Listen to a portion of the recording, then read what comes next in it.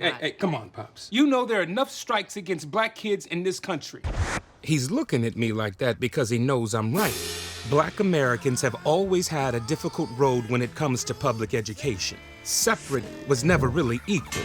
Jim Crow laws made any chance of black students getting a fair shake at a good education almost impossible. Until 1954, when the Supreme Court heard a case by this smart, wavy-haired brother right here, Thurgood Marshall.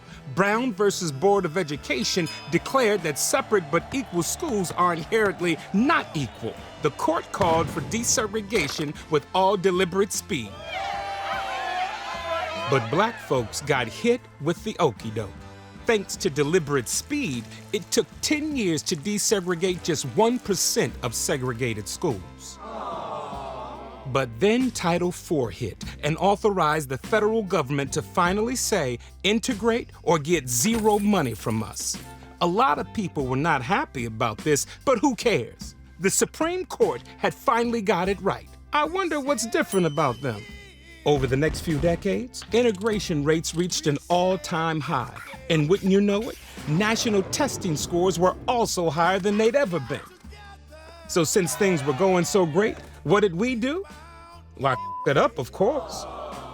In 1991, the Supreme Court decided their mandatory integration ruling was never meant to be permanent, upending Thurgood Marshall's life's work by one vote. He would retire later that same year.